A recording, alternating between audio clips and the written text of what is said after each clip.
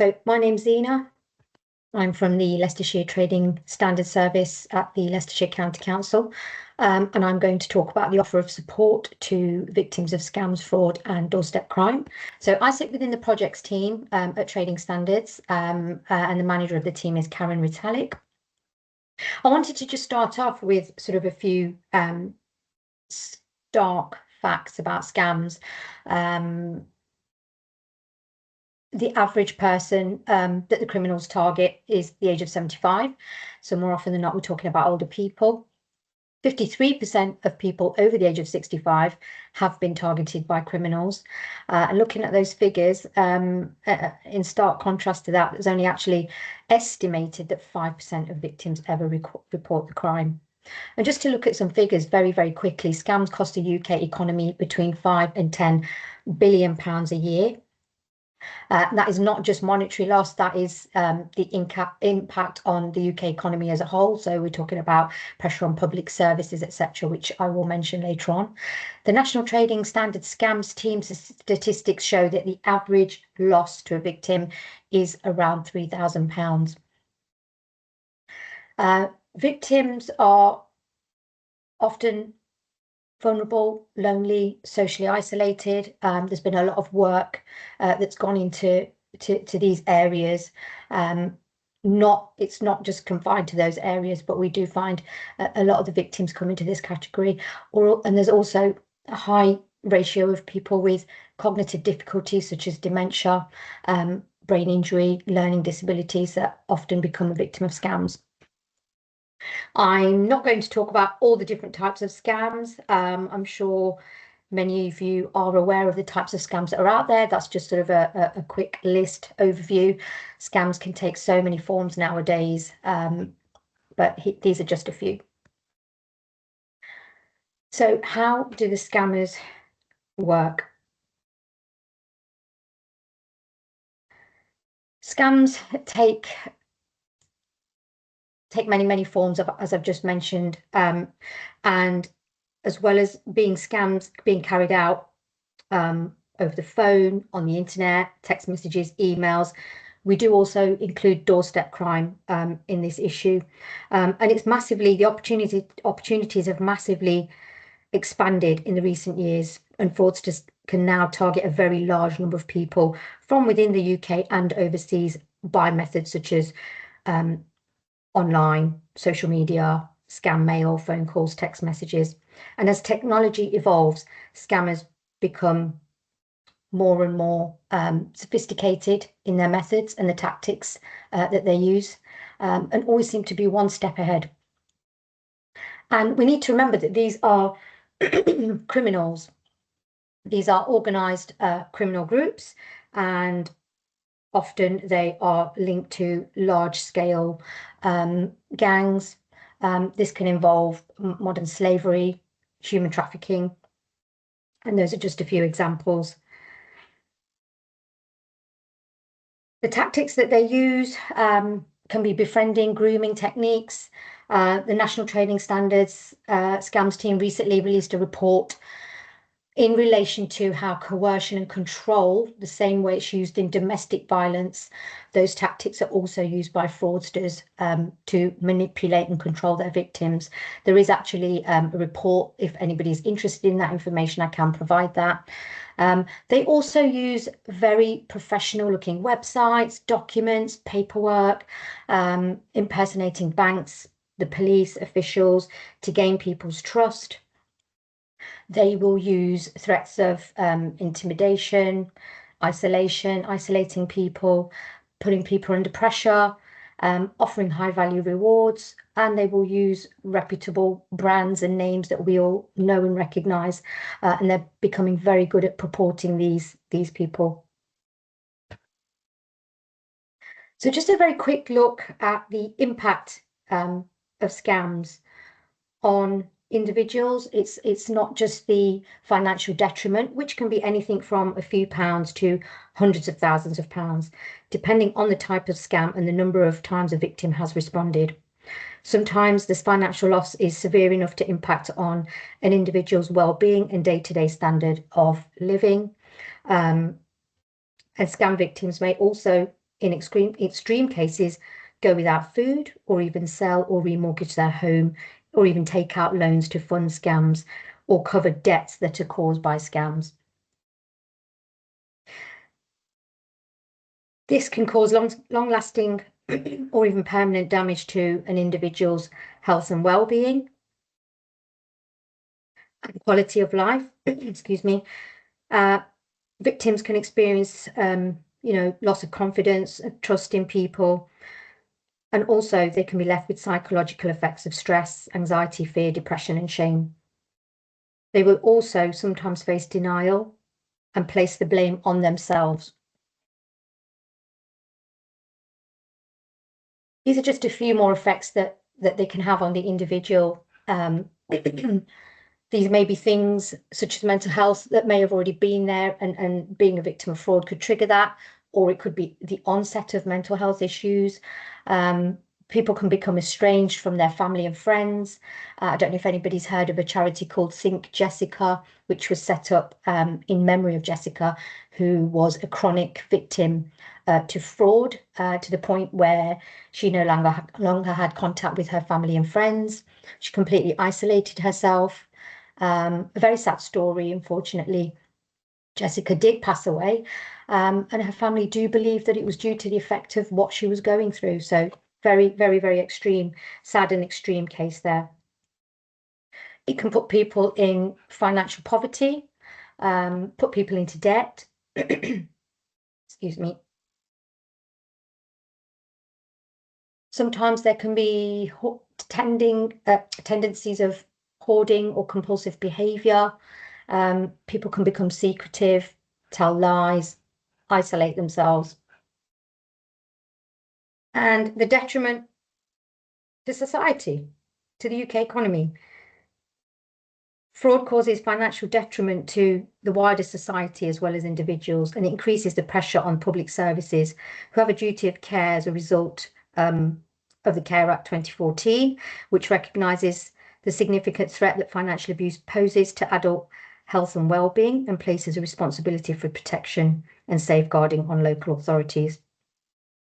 This will result in increased demand for safeguarding responses from local authorities, the police, and trading standards. And the loss of money and finances can result in individuals being unable to contribute to their health and social care costs in old age. And there has been extreme cases where people have lost their homes and their savings, and are unable to provide for their future care provision, and therefore that can have an impact on the public purse. Just a very quick, excuse me, look at why people might respond to scams. There's a variety of reasons. One that isn't on there is sometimes a victim may not even realise that they are a victim of fraud. We have to sometimes break that news to that person, which can be quite a difficult thing for them to maybe understand and accept. And it can be because they want to leave something for the family. It can be because they're experiencing financial hardship. Something else that's not on there is because of the tactics that fraudsters use. They build a friendship. It comes out of the loneliness that person might be experiencing, and they think the fraudsters are their friends and happy to have, somebody to be in contact with, somebody listen to them, talk to them. This slide is, we've talked about older people, lonely people, vulnerable people. I just wanted to share this slide, which shows new vulnerabilities, which shows that I could be a victim of a scam, you could be a victim of a scam, anybody could be a victim of a scam. All of these things on here, the what, where, how, when, and why, all of these things are things that can make any one of us vulnerable at any one time. So a vulnerability might not just be an illness or a disability. We can be vulnerable at any moment in any time, which is what fraudsters play on. So that moment of vulnerability that we might have where our guard is down is when they will take advantage. So trading standards and safeguarding vulnerable people. The key priority for trading standards is to protect vulnerable residents from becoming victims of rogue traders and fraudsters. In safeguarding terms, doorstep crime and scams can constitute as financial abuse. We often meet older people, vulnerable residents during our work. Sometimes we're the only agency that they've had any recent contact with, and we aim to take a holistic approach to problems that we may come across, and we'll consider wider safeguarding issues. So if necessary, we will raise concerns with relevant teams and agencies. So I just wanted to stress the importance of working together so that we can help people to remain independent in their own homes and possibly even prevent move into residential care. We're keen to work with colleagues from other agencies and organisations to safeguard vulnerable people. We welcome any information from you if you suspect that a vulnerable person might have been a victim of a doorstep crime or a scam, and our contact details will be available at the end of the presentation.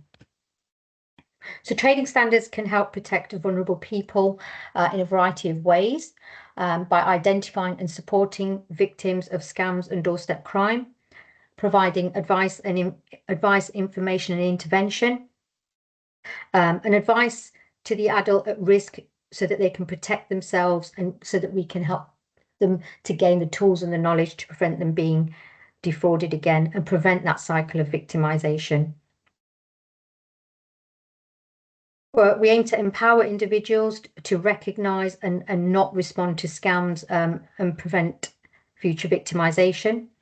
We offer information packs, no cold calling, door stickers. We offer leaflets. We have a Facebook page that we use to raise alerts.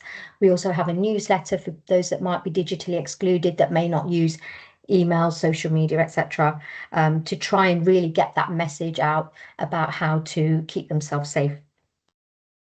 We also provide information on call blocker devices for people who are receiving scam calls, cold calls. Trading Standards does have a small number of pull devices for the more serious cases and for those who may be vulnerable, which can be loaned out for an agreed period of time. And that's put in as a safeguarding measure. We also support victims through home visits. So intervention can be anything from an advice call right up to months of working together with that victim and home visits and partnership working with other agencies. We also deliver scams awareness training sessions to local community groups, professionals, financial institutions, and care providers. So trading standards will continue to improve public awareness of scams and increase the knowledge and help people to take the steps to protect themselves.